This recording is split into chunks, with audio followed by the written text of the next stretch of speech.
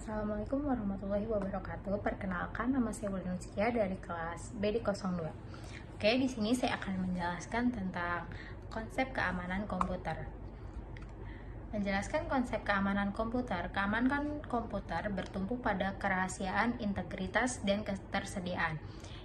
Interpretasi dari ketiga aspek ini berbeda-beda, seperti halnya konteks di mana mereka muncul penafsiran suatu aspek dalam lingkungan tertentu, ditentukan oleh kebutuhan individu, adat istiadat, dan hukum organisasi tertentu.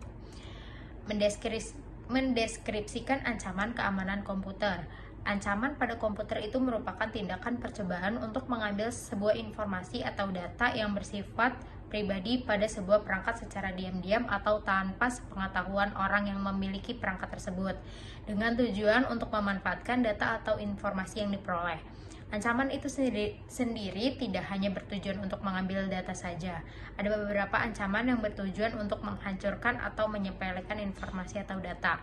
Ancaman komputer secara garis besar dibedakan menjadi dua, yaitu ancaman perangkat keras, hardware, dan juga ancaman secara perangkat lunak, software. Ancaman secara hardware, ancaman ini sangat berkaitan erat dengan fisik dari perangkat yang ada, yang biasanya menyebabkan kerusakan. Ancaman secara hardware berupa dari pencurian perangkat. Pengerusakan secara sengaja, pengerusakan yang disebabkan oleh entitas lain, contohnya komputer yang rusak akibat digigit tikus, tersiram air, tersambar petir, dan karena bencana alam. Ancaman secara software berbeda dengan ancaman secara perangkat keras yang mudah dideteksi sebab dan akibatnya. Ancaman berbasis perangkat lunak ini butuh penanganan khusus untuk mendeteksi atau mencegahnya. Berikut adalah ancaman yang sering terjadi di zaman industri 4.0. 1. Botnet. Botnet biasanya menciptakan pasukan komputer atau perangkat yang terinfeksi dan akan bertindak di bawah kendali si peretas.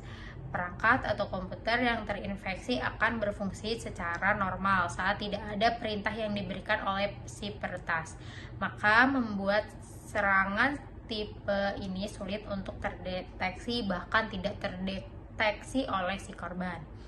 Yang kedua ada distributed denial of service. Ini adalah satu tipe dari serangan yang dilakukan oleh botnet yang bertujuan untuk menyerang sebuah situs yang menyebabkan kelebihan kapasitas sehingga menyebabkan sebuah web server menjadi hang dan bisa menyebabkan matinya sebuah web server.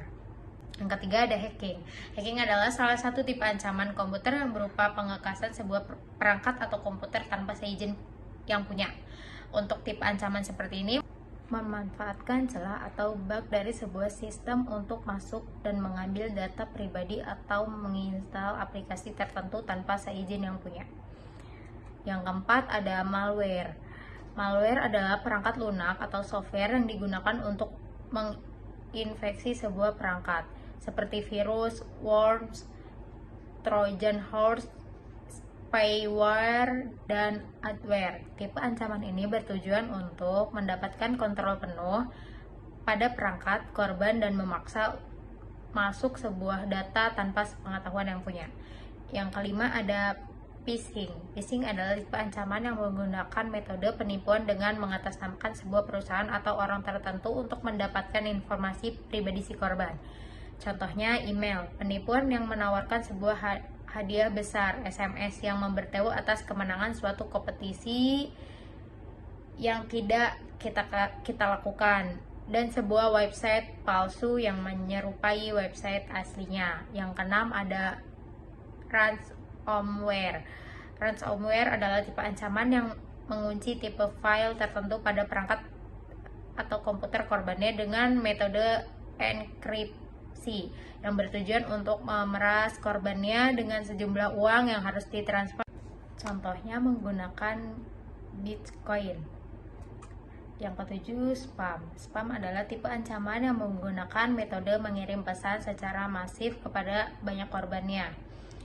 Pesan yang terkait biasanya pesan yang berisi tentang konten penipuan, pornografi, atau iklan sebuah produk tertentu. Yang 8 ada spyware. Spyware adalah tipe ancaman yang bertujuan untuk mengumpulkan informasi pribadi tanpa sepengetahuan si korban. Biasanya ancaman tipe ini sering tersembunyi pada tombol free download pada sebuah situs, dan biasanya ketika kita download tanpa sepengetahuan kita, ancaman ini akan menginstal sendiri pada perangkat atau komputer kita tanpa sepengetahuan kita.